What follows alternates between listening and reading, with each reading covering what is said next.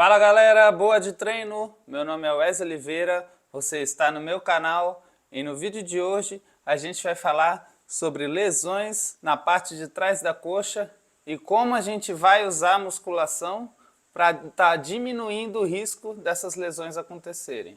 Mas antes da gente começar aqui a aula, já se inscreve no canal para ajudar a gente a crescer.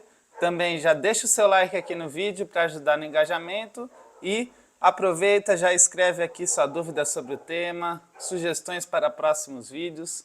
Não esqueça de deixar o seu comentário, a sua opinião aqui sobre essa aula. Então, para falar desse tema, eu escolhi hoje para vocês aqui um artigo de revisão e ao longo dele eu vou explicar mais as coisas relacionadas ao tema, sem focar muito nas questões aqui metodológicas do estudo.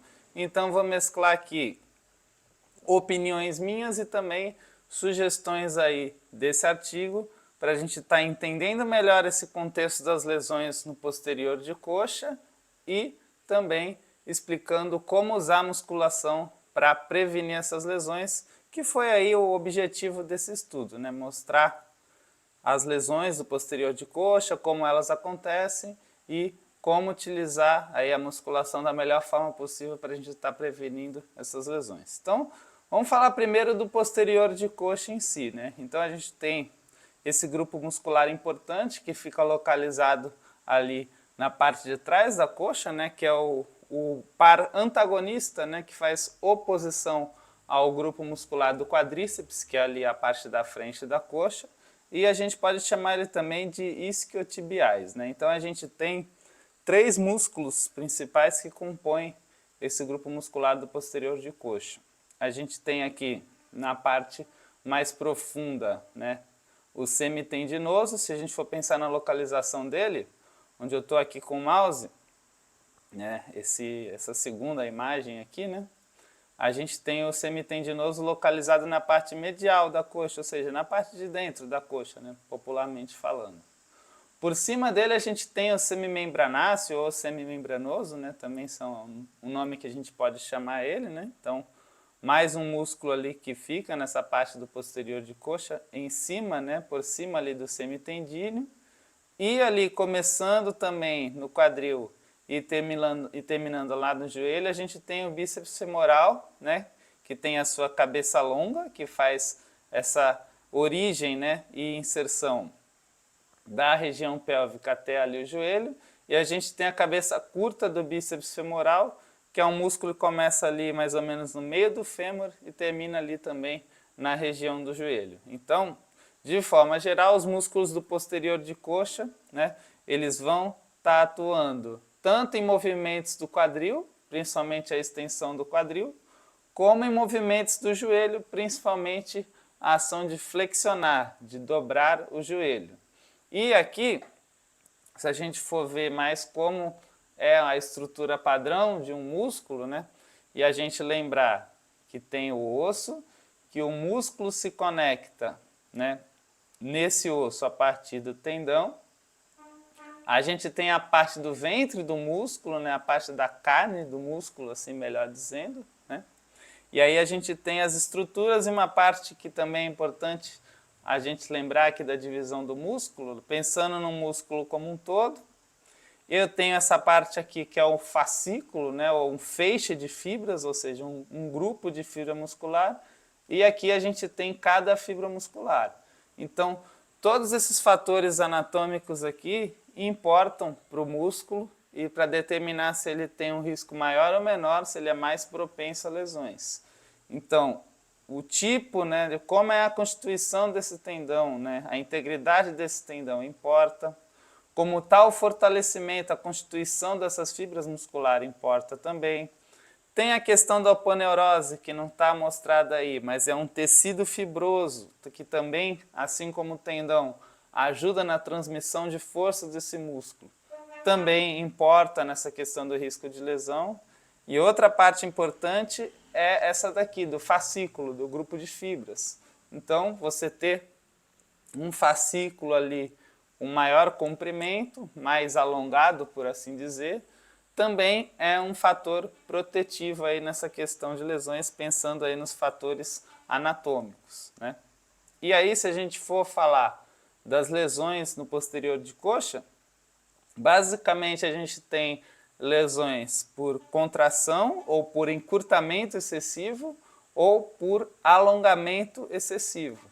Quando a gente tem essas lesões por encurtamento excessivo, a gente vai chamar esse tipo de lesão de contratura, ou seja, você teve ali uma contração de encurtamento no músculo e na hora que era para ele relaxar, para ele voltar ao comprimento normal, ele não relaxa, ele cria uma espécie de nódulo, o que gera dor e atrapalha na movimentação. Esse seria um tipo de lesão por contratura, por espasmo muscular.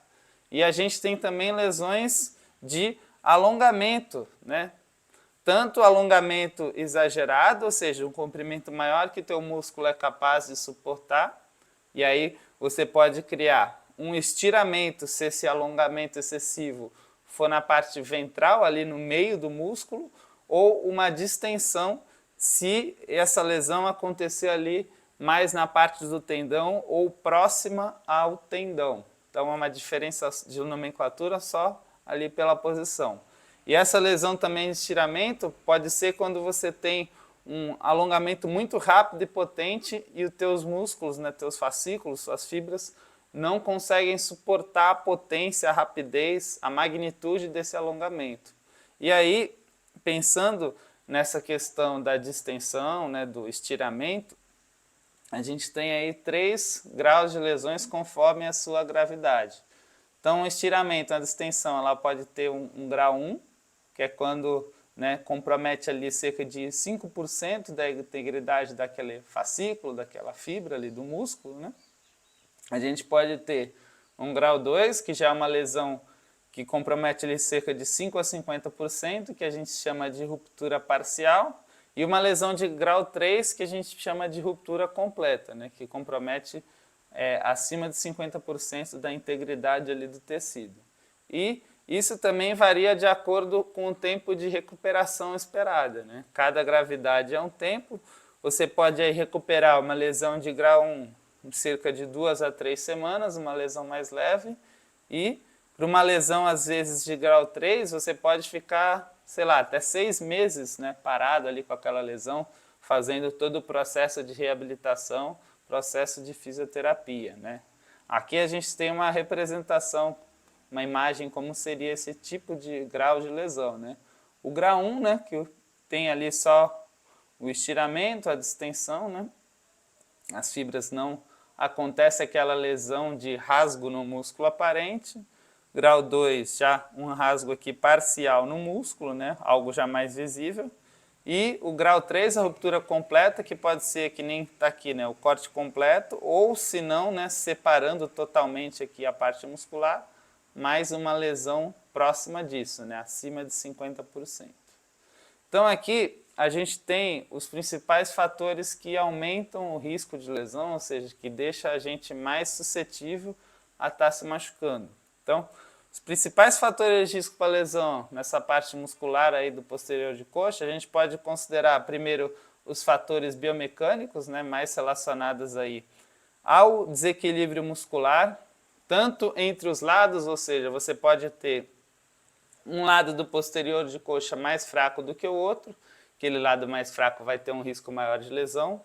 Ou pensando aí, que nem a gente falou, a gente tem o posterior, que fica na parte de trás da coxa, e o músculo e o grupo muscular antagonista, ou seja, que faz as funções opostas do posterior de coxa, que é o quadríceps, ou é o anterior de coxa. Até pelo número de músculos que tem o quadríceps, pela quantidade de massa muscular envolvida, entre outras características anatômicas, a gente espera que o quadríceps seja mais forte sim que o posterior de coxa. Porém, essa diferença de força ela não pode ser muito elevada, né? Tem que se manter uma certa proporção, cerca ali de 50% a 70% que o posterior de coxa deve ter de força em relação à força total do quadríceps. Se essa diferença ficar muito grande, você pode aí também estar mais exposto a lesões no posterior de coxa e também lesões no joelho, né, como lesões de ligamento cruzado. Então é interessante você equilibrar também a força entre a parte da frente e a parte de trás da coxa. e também pensando em alterações de movimento, né? Alterações técnicas. A forma como você executa os exercícios, caso você faça algum outro esporte, como uma corrida, uma luta, joga bola, joga basquete, joga tênis, enfim. Todos esses esportes envolvem ali um certo risco também de lesão no posterior de coxa, e dependendo da forma que você corre, tipo de passada, né? Quando você fica mais cansado ali na execução do esporte, você também fica mais exposto. Então, todos esses fatores ligados à movimentação também podem te deixar mais exposto aí ao risco de lesão. Também tem fatores relacionados ao condicionamento físico. Então, se você tiver aí um nível de força adequado, equilibrado, você fica mais protegido. Se o teu músculo posterior de coxa for mais alongado, você fica mais protegido. Se você tiver bons níveis de força concêntrica e força excêntrica, ou seja, força quando o músculo está encurtando, força concêntrica. Força quando o músculo está alongando, principalmente, já que esse mecanismo de quando o músculo do posterior de coxa tem um alongamento rápido e potente, é um mecanismo comum de lesão. Então, se você tem mais força excêntrica, você fica mais protegido aí nessa questão desse tipo de risco, desse tipo de lesão. E também histórico de lesões que você já tem. Então, caso você já tenha um histórico aí de rupturas, de estiramentos, de contraturas em algum dos músculos do posterior de coxa, você já fica aí mais exposto, né, a ter uma nova lesão e também tende a afetar em todo o condicionamento físico aí desse teu grupo muscular. Outro fator importante é a montagem e a carga de treino, né?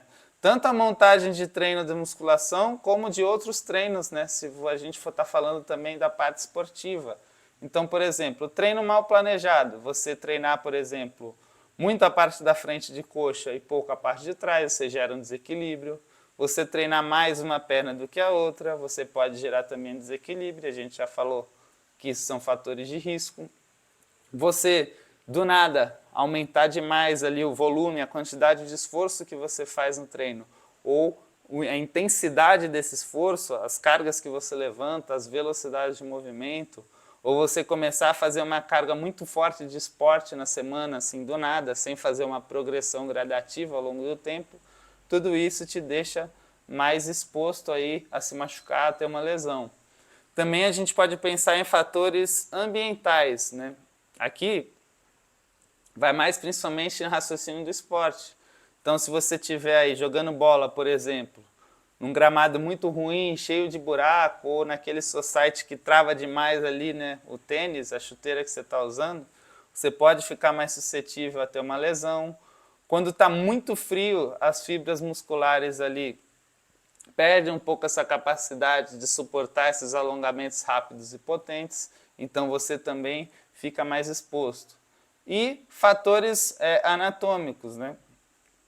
Como é a composição, o posicionamento da tua fibra muscular, isso influencia. Como é a integridade do teu tendão, isso também influencia. A questão da aponeurose, aquele tecido fibroso que cobre ali, né, parte da musculatura do posterior de coxa. Se ele for mais largo, mais espesso, ele é mais resistente, então vai diminuir o risco de lesões. E o treino também pode estar mexendo nessas características anatômicas. Se a gente for pensar aqui nos isquiotibiais, no posterior de coxa, nos 3 músculos, né, que compõem essa região, o mais suscetível a lesões, onde geralmente vai acontecer a maior parte das lesões, é aqui o bíceps femoral, onde está destacado aqui no retângulo. Até porque dos 3 músculos, né, essa parte específica, a cabeça longa do bíceps femoral, ela tende a ser a mais ativada, a mais solicitada. Então, se ela tem uma maior demanda, ela também vai ter uma maior exposição ao risco. Aqui, quando a gente olha, né, aonde ela começa e aonde ela termina, comparando com os demais músculos, a gente tem uma distância relativamente maior, né? Então isso também vai impor maiores forças, né, pensando na distância desses 2 pontos, sendo que esse ponto aqui perto, né, do começo dele, da inserção lá na região pélvica, é o mais exposto, né? E essa questão que eu falei também da aponeurose, né? Se você tiver uma aponeurose aqui do bíceps femoral, um tecido mais fino, né, mais estreitinho, você vai ficar mais exposto também e toda a parte do treinamento pode afetar isso aí de forma positiva para te proteger, né? Aqui, esse gráfico que é do estudo, né, que a gente está usando aqui para o vídeo de hoje, ele traz aqui uns dados interessantes. Então, o que esse gráfico está mostrando para a gente? A gente tem aqui no eixo vertical o comprimento do fascículo, ou seja, do grupo de fibras, né, o comprimento médio do grupo de fibras da parte ali do bíceps femoral, né, da cabeça longa do bíceps femoral. E aqui no eixo horizontal a gente tem o quanto de força, né, ele é capaz de produzir no exercício nórdico, né, que a gente já vai mostrar a imagenzinha dele aí mais para frente, que é um exercício muito interessante para a gente estar trabalhando a força excêntrica, né, a força em alongamento do posterior de coxa e também dessa parte da musculatura do bíceps femoral. Cada um desses pontinhos aí é uma pessoa, né? Então a gente tem os pontinhos verdes, pessoas que não tinham lesão no posterior de coxa, e pessoas, esses pontinhos vermelhos, né? Pessoas que já tinham sofrido lesão no posterior de coxa. E aqui o que a gente vê? Quanto mais alto o pontinho, maior o comprimento do fascículo, ou seja, um fascículo mais alongado, e quanto mais à direita aqui o pontinho, mais forte, né, maior a produção de força no exercício nórdico. E aqui, nessas linhas tracejadas, a gente tem os pontos de corte, né, que montem aqui os 4 quadrantes. Então aqui seria o ponto de corte da produção de força, o nível adequado de força, que a partir dali você diminui o risco de lesão. E aqui um nível ótimo ali, ou mínimo, melhor dizendo, né, de comprimento do fascículo, de alongamento desse grupo de fibras, para você ter também menor risco de lesão. E aqui a gente vê que nesse quadrante, onde tem aqui, né, o lesionado e não lesionado, que seria a melhor combinação entre força e alongamento do fascículo, a gente só tem um pontinho vermelho, ou seja, quanto mais forte e mais alongado esses fascículos, menos lesões aconteceu aqui. Nesse outro quadrante ideal, a gente já vê, né, que mesmo quem tinha um fascículo mais alongado, mas o nível de força baixo, mesmo assim isso já era um fator de proteção, a gente não vê muitas lesões aqui. O mesmo aqui nesse outro quadrante aqui mais favorável, onde as pessoas tinham um bom nível de força, mais um comprimento de fascículo abaixo do recomendado, e a gente vê aqui a maior concentração de lesões para quem tinha tanto níveis de força e de comprimento de fascículo abaixo do recomendado. Então, a galera que está nesse espectro aqui tem, né, nesse quadrante, tem um risco de lesão 4 vezes maior na questão da cabeça longa do bíceps femoral, pensando em quem tem um comprimento de fascículo e uma força no nórdico mais adequada. E pensando que esses fatores são ajustáveis pela musculação, a gente pode dizer que um bom treino de musculação, pensando aqui só em lesões do bíceps femoral cabeça longa, teria um potencial aí de pelo menos reduzir em até 4 vezes o risco de lesão nesse grupo muscular, né? E aí, se a gente pensar na musculação para prevenir lesões, vamos aqui destacar alguns pontos principais. Então, se a gente está pensando em prevenir lesões de determinado músculo, a gente tem que trabalhar as principais funções dele, ou seja, os principais movimentos que ele desempenha. E se a gente está falando do posterior de coxa, a gente está falando dos movimentos de extensão do quadril e de flexão do joelho, né, de dobrar o joelho. Então a gente pode pensar em exercícios puros de flexão de joelho, né? Aqui, talvez um dos mais indicados, pensando aí, né, na musculação, na parte mais tradicional do treino, seria a cadeira flexora, né, junto também com a mesa flexora e a flexora vertical. Esse é um exercício que dá para a gente trabalhar com boas cargas, né? Principalmente na força aqui, né? Pensando em força concêntrica, quando o músculo encurta, mas também a gente pode fazer uma força excêntrica mais controlada, quando a perna levanta e o músculo está alongando. Um exercício muito bom para trabalhar a função do posterior de coxa de dobrar o joelho. Se a gente for estar pensando, né, na força excêntrica, quando o músculo alonga, aqui a gente tem o exercício nórdico, principalmente para a galera aí que pratica alguma, além só dos marombeiros, né, quem pratica algum esporte, né, como a gente citou aí, futebol, alguma luta, né, ou coisa do tipo. Nesse exercício você foca em, assim como o bonequinho está mostrando, controlar o peso do corpo na descida, somente aqui com a força, né, excêntrica dos músculos do posterior de coxa, e na subida você tem um auxílio, porque até tem gente muito forte que consegue voltar dessa posição sem usar os braços, mas convenhamos que para quem já tentou fazer esse exercício é uma tarefa realmente difícil, né?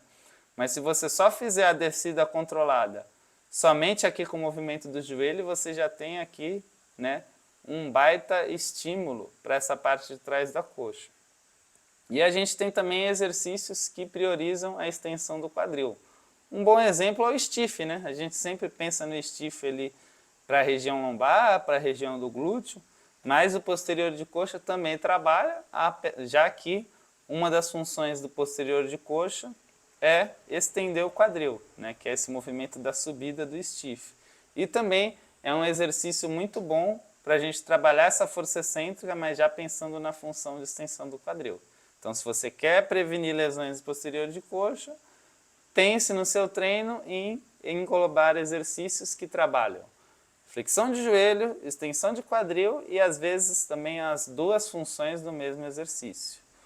Outra coisa interessante de você pôr no teu treino de musculação são exercícios de alongamento, para estar melhorando aí essa capacidade do músculo estirar, mantendo ali as suas propriedades intactas, sem ter um estiramento ou uma distensão, já que a gente viu que uma musculatura mais alongada tem aí uma resistência maior a esses mecanismos comuns que causam lesão. Então você pode e deve, né, estar incluindo exercícios de alongamento, de mobilidade articular, como parte do seu programa do treino de musculação, ou então outras modalidades aí, como pilates ou yoga, né, por exemplo, que são tipos auxiliares de treino de força, que pode ser um bom complemento à musculação e que trabalha bastante essa questão do alongamento, da flexibilidade, não somente no posterior de coxa, mas no corpo como um todo, né? Aqui, outro fator interessante é você pensar no equilíbrio muscular, né? Um dos fatores que a gente já havia comentado aqui também. Tanto equilíbrio muscular entre as duas pernas, como equilíbrio muscular entre os grupos musculares opostos, que no caso do posterior de coxa é o quadríceps, a parte da frente da coxa. Então, pensando entre os lados, a gente ter o hábito de fazer trabalhos unilaterais, né? Então aqui a gente está dando exemplo da flexora vertical, assim como a gente pode fazer também a cadeira flexora unilateral, a gente pode fazer uma mesa flexora unilateral, stiff, enfim. Basicamente todos os exercícios aí, né? Ou a maioria deles, dá para a gente fazer unilateral e é interessante a gente mesclar junto com os exercícios que trabalham os dois lados ao mesmo tempo. Assim você garante melhor um equilíbrio muscular entre os lados. E toda vez que você perceber, por exemplo, perna direita está tendo um desempenho menor que a perna esquerda, está fazendo menos repetições para uma determinada carga, você pode ali adicionar algumas séries a mais para o lado que tiver mais fraco, para diminuir essa diferença, para igualar essas forças. Outra coisa também é pensar na escolha dos exercícios, né? Falando aí do equilíbrio entre grupos musculares opostos. Então, se a gente pensar nos treinos de perna, na maioria dos exercícios, por exemplo, agachamento, afundo, extensora, leg press, passada, todos esses exercícios vão priorizar a força da frente de coxa, né? E tirando a extensora, também a força do glúteo. Então, é muito comum você ver as pessoas treinando bastante a frente de coxa, bastante o glúteo e às vezes esquecendo de balancear a quantidade de exercícios e séries também para o posterior de coxa. E aí, se a gente comentou que a frente da coxa já é mais forte por natureza, se a gente vai lá e treina 70, 80, 90% do nosso treino de força para a perna só em exercícios que vão fortalecer mais ainda a frente de coxa, a gente aumenta essa discrepância e pode chegar no nível que a gente fique mais exposto a lesões. Então, pensar aqui num exemplo aqui, um treino mais balanceado. Então, agachamento que enfatiza mais frente de coxa e glúteo. O terra, dependendo do jeito que você fizer, vai pegar a coxa como um todo, vai enfatizar ali tanto frente como trás e também o glúteo. O stiff, já mais posterior de coxa e glúteo.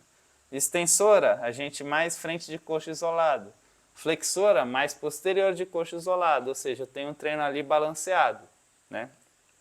Que tem uma boa quantidade de estímulo, tanto para a parte de trás como a parte da frente da coxa. Então, assim eu tenho um equilíbrio melhor de forças, né? E também a gente pensar na parte funcional do treino, ou seja, qual que é a tua realidade, qual que é a tua necessidade, o que tu faz no dia a dia além da musculação, né? Então, se tu é só o marombeiro clássico, só treina a musculação por estética e não faz ali um outro esporte, talvez ali você só pensa naquela questão de balanceamento entre parte da frente e parte de trás, balanceamento entre os lados e provavelmente para você está tudo certo ali, você já vai estar minimizando o risco de lesão. Mas se você aí joga futebol, faz uma luta, você é um corredor, um jogador de tênis, um jogador de basquete, você já tem que ficar mais ligado também com a questão da funcionalidade, o quanto de transferência esse treino de musculação vai ter na tua prática esportiva. Então você é um cara que vai precisar pensar melhor nessa questão da força excêntrica, dos alongamentos, ou seja, trabalhar um exercício nórdico, trabalhar uma fase mais lenta no alongamento de um stiff, de uma cadeira flexora, né? Trabalhar também uma excêntrica rápida, movimentos mais potentes, trabalhar exercícios com bola suíça, trabalhar exercícios de aceleração, de desaceleração, trabalhar exercícios de amortecimento de salto, de sprints, de corridas curtas e rápidas, né? Mudança de direção, ou seja, coisas que já também extrapolam um pouquinho, né, os exercícios tradicionais da musculação, para você pode ser interessante, além, claro, de estar sempre ali focando nos alongamentos, nos exercícios de mobilidade.